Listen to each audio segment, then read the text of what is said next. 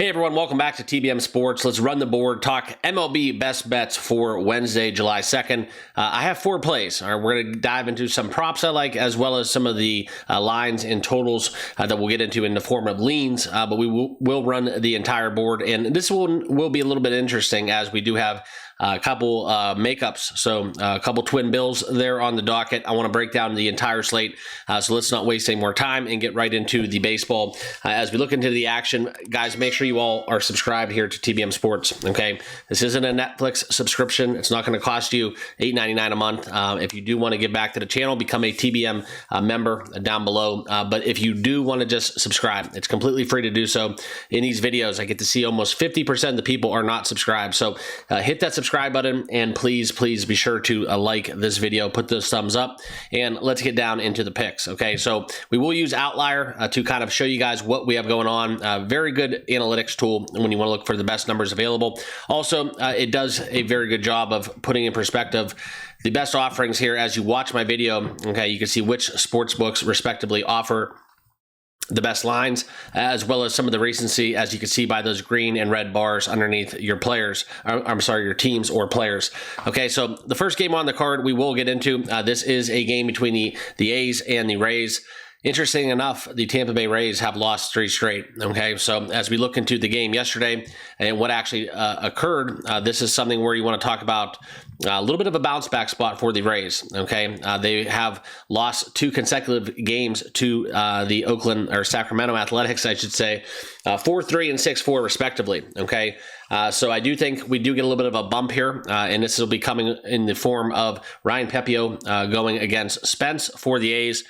I don't really, quite frankly, like Spence in his numbers in the month of June. I know we're in July, but as we look into the last few outings that he has had, this is something where I think that on the road, we will see a little bit of a bounce back here. So I do like Tampa Bay quite a bit. The one thing I will tell you guys is I am playing it on the run line. Okay, so that will be my first official bet.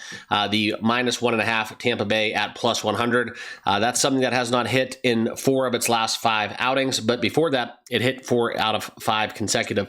So I do think Tampa Bay bounces back. Oakland, Miami, 2 of the, I guess you would say, bottom feeders in the MLB, and also 2 of the hottest teams in baseball right now. As you look at the A's, winning 3 out of their last 4, and also covering that run line in 3 of their last 4. So I do like Tampa Bay, and that's kind of where we're going to stand, as I just don't trust Mitch Spence on the road as much as I do at Pepiot at home. So that's where I'm at, Tampa Bay -1.5. Next game, St. Louis and Pittsburgh. Okay, another bottom feeder worth talking about. The Pirates have been absolutely impressive. 5 straight wins for the Buccos, and if you look at this right now, the interesting thing about them is, although they are 37 and 50 on the year, the spread number with them 42 and 45. So kind of a little bit more so of a value play as of recent in the probably the last few weeks or so. Pittsburgh has been a very profitable team.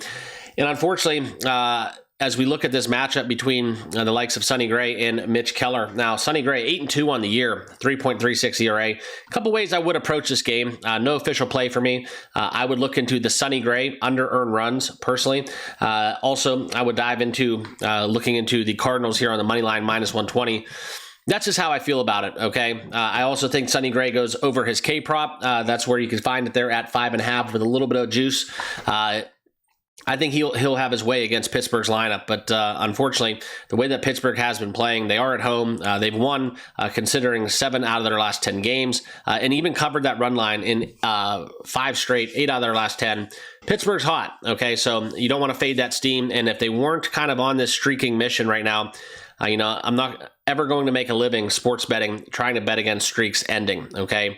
But I do think the Cardinals are the correct side, in my personal opinion, and I would lay it there, as I do like the Cardinals quite a bit, actually, even at that -1.5 at +145, if I was going to get invested. So St. Louis is the side for me, and I would back Sonny Gray in the form of props.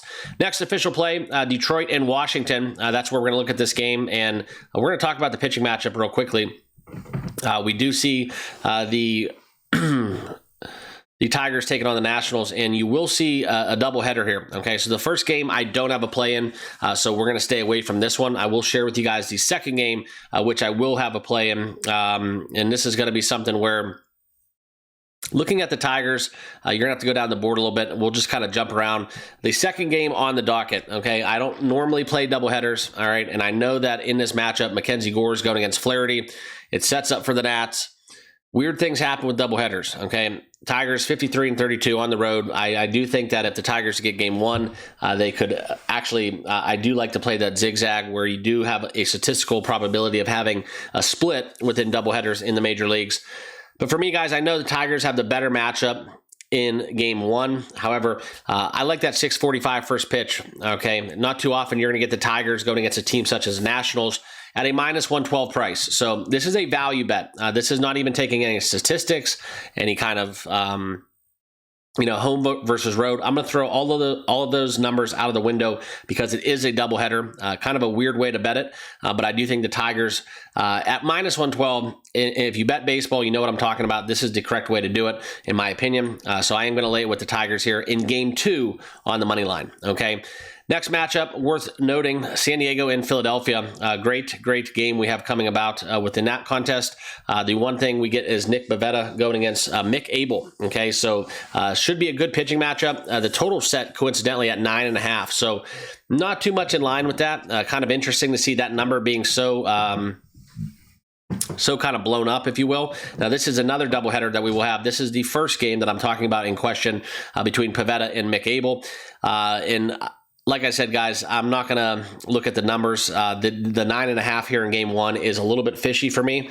You look at kind of the streak that the Padres have been on, as well as the Phillies. Okay, we look at the unders. Both teams have been failing. They failed to score 10 runs or more in 7 of their last 10 games collectively. Okay, so kind of where I'm at. I think the total is a little bit fishy. The odds makers have it at 9.5 for a reason. I quite frankly don't understand why. Maybe it's a windy day, but the over, you could say, is definitely the sharp side that has been hammered in this game one with San Diego and Philadelphia. So if you do want to trust that line movement, that's probably how I would play it. The wind's blowing slightly out. And outside of that, guys, I just quite frankly don't understand. Pivetta is 8-2 on the year. Mick Abel 2-1. I know that the ERAs are sub 4, but maybe somebody knows something that I don't. But the 9.5 over would be the sharp side for whatever reason in game one of San Diego and Philadelphia. Leave a comment down below if you agree with me, but that's a stay away. It's a little fishy for me, but if I was going to bet it, I would kind of have to trust the numbers here and go with the movement as we would look for over 9.5 in game one. All right, we'll talk about game two just to get out of the way.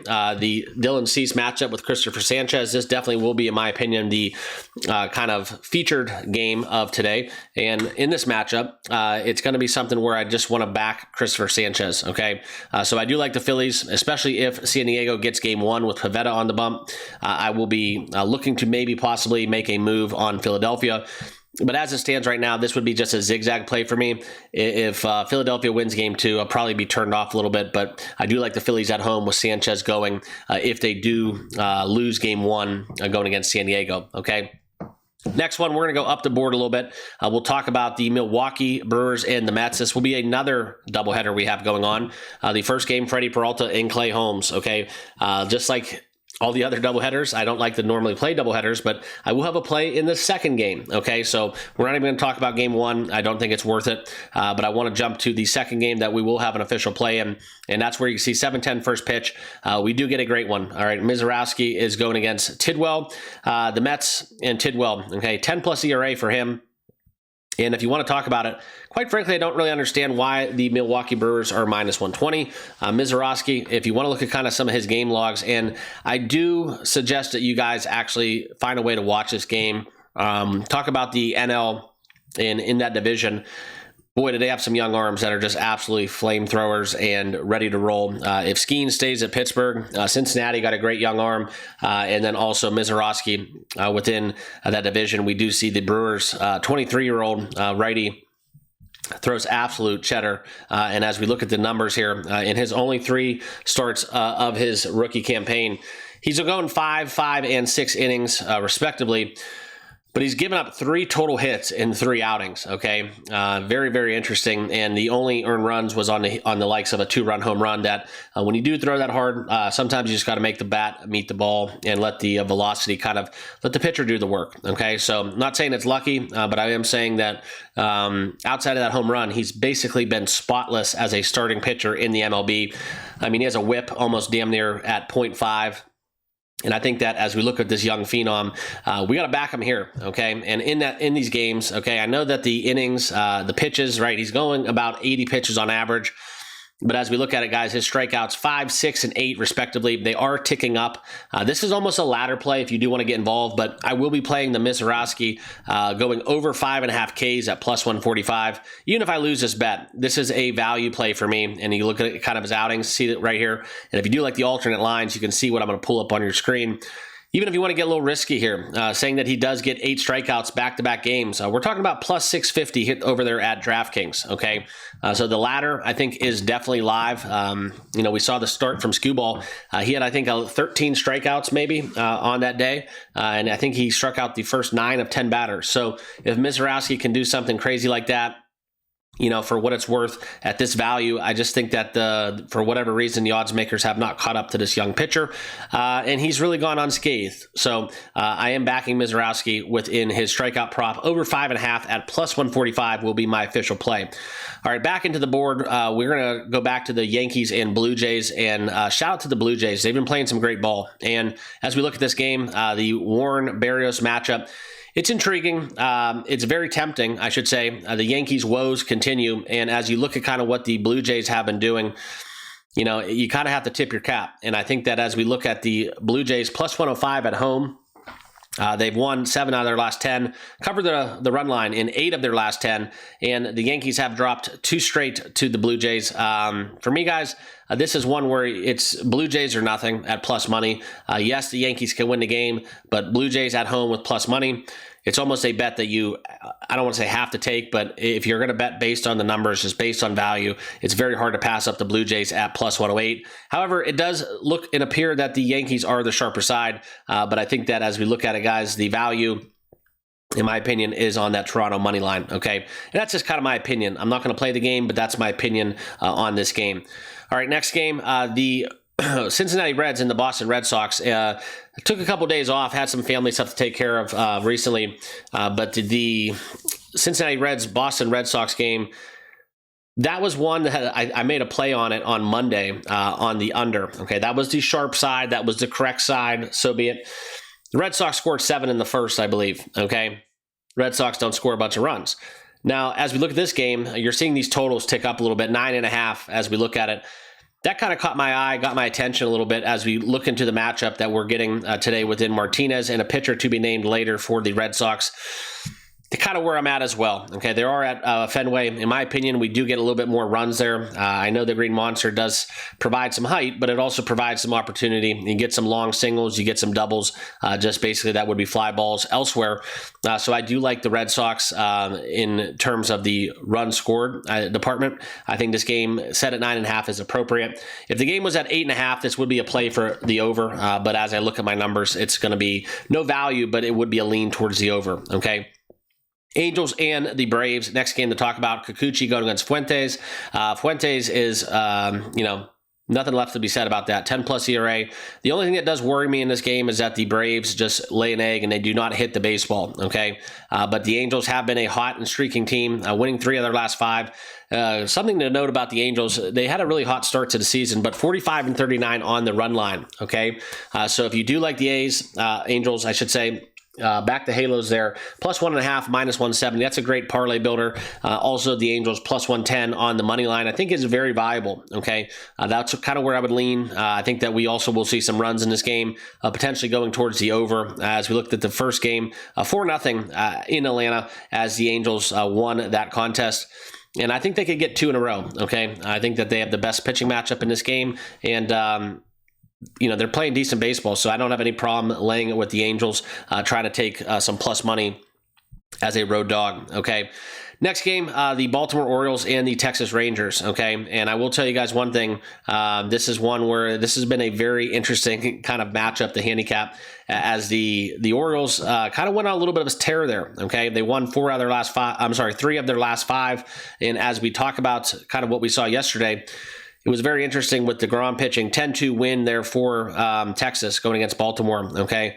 And before that, we saw Baltimore take care of Tampa Bay, okay, continuing their kind of regression as they scored 22, 3, and 5 respectively, and playing some kind of semi-good pitching against the Rays, and then putting up 10 more against Texas, winning 10-6 in that contest, okay? One thing about this is it's hard to bet anything in this matchup but the over, okay? And that's just kind of how I feel about it. If you want to talk about the Rangers and rolling out Nathan Eovaldi, very good pitcher, sub-2 ERA going against Shigano.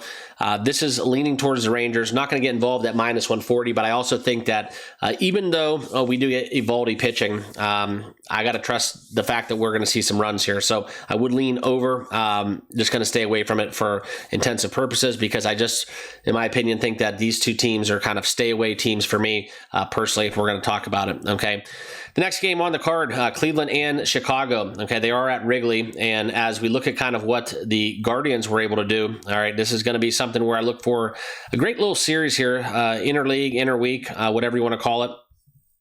Okay, but for me, guys, I think that there is a very strong case to be made here that the Guardians are kind of playing some bad baseball, and they might be one of the worst teams in baseball right now. If we look at kind of the numbers and where they stack up, they've lost 5 straight, 6 of their last 7, and 7 of their last 10 games they did lose. Chicago, as we look at them, they've won 4 of their last 6 games in a row, and I think that this is a very plus matchup there for Chicago. The one thing I'll tell you guys is this total is set at 7.5. They are at Wrigley. The wind won't be a factor in tonight's contest, but as we look into kind of what's, I think, in my opinion, going to happen, for my money, guys, as we look into this 8:05 first pitch, it's Emananga going against Beebe, and -160 in this spot, I think is a little too cheap. Okay, I'm just being honest. I think it's just a little too cheap for the Cubs. I know it's above 150. That's kind of my cutoff. But this is one where sometimes you just got to call a spade a spade. I think the Cubs roll in this spot. And I do trust the under 7.5. I think the number is set accordingly. But if we're looking at the pitching matchup and for what it's worth, I think the Guardians are really going to struggle there going against Emananga in this contest. So for me, I don't really feel confident on the run line at -1.5, but I would lay it with the Cubs at -160, but not an official play, okay? The next game that we will have an official play, and this will be Houston and Colorado.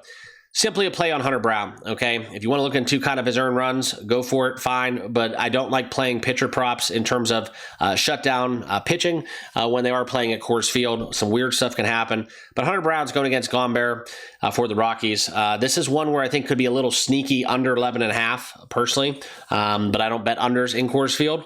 And I will take the Houston Astros here as I think it's a little bit too cheap, okay? But we're still going to lay the -1.5 at -165. Astros have kind of caught fire, okay? Winning 3 of their last 6, but it's been a different Astros ball club, still minus what we're looking in Yordan Alvarez.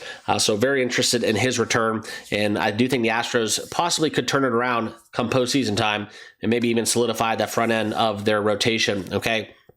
So I do like the Astros here, laying them on the run line. It's a steep price, -165, but we are still going to play that in this contest, okay?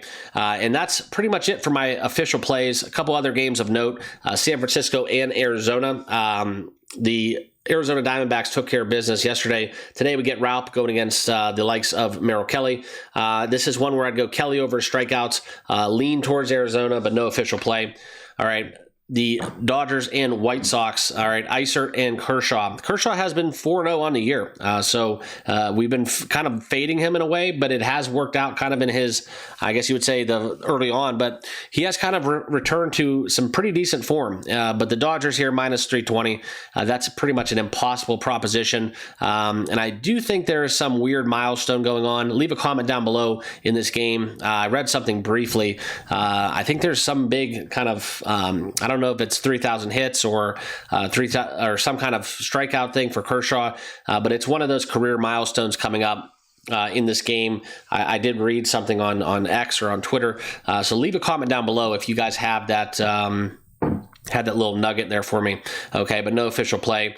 And then the last one, Kansas City and the Mariners. Mariners at minus 175. Too expensive for me to get in, okay? And that's kind of where I'm at. I kind of want to just touch upon something we talked about, and this will be the likes of Cal Raleigh, okay? Because there is a considerable argument to be made for the MVP race. And want to look at the home runs. Yeah, ever since we started talking about him and we caught on to the home run streak, he's kind of went on a cold tear, okay? So in his last 10 games, pretty much 1 out of his last 8, he has hit a home run, which is shocking, right? As we look at kind of his numbers here, and it's just absolutely insane kind of what he's been able to do in the home run department as we look at kind of the season here. And what is that number? Yeah. 2020. Okay, yeah, Cal Raleigh there, 33 home runs before the All-Star break. So let's keep that madness to continue. I'd love to see somebody break Bonds' record and kind of reset the table there within that argumentative record, if you will, the asterisk that we all love to talk about. But that's kind of how I feel about it. So Cal Raleigh, the market at plus 250, not going to get involved with that ever for home runs, not even with Judge. So I wanted to kind of shed some light on that. And also, as we look into Bobby Witt, I know they are playing at Seattle, but if we want to look at the total bases prop here, I do think this is kind of interesting, intriguing, if you will. Looking at him, 7 out of his last 10 games, over 1.5 total bases there for Bobby Witt at plus 130. This is kind of where I would be at within Gilbert pitching. He has, in my opinion, a pretty good chance of success against him. And I do like the Bobby Witt total bases over 1.5 at plus 130, but not an official play. That is kind of one of my strong leans out there in the prop market. Okay, so that'll about wrap it up. Appreciate you all tuning in. Make sure you hit that like button, hit that subscribe button, and join us. I do appreciate all of my returning subscribers. And the quick recap for the day, this will be Detroit second game, minus 112 on the money line. Houston, minus 1.5 at a minus 165 price going against the Colorado Rockies. Tampa Bay, minus 1.5 at plus 100. Mizorowski, over 5.5 Ks at plus 145.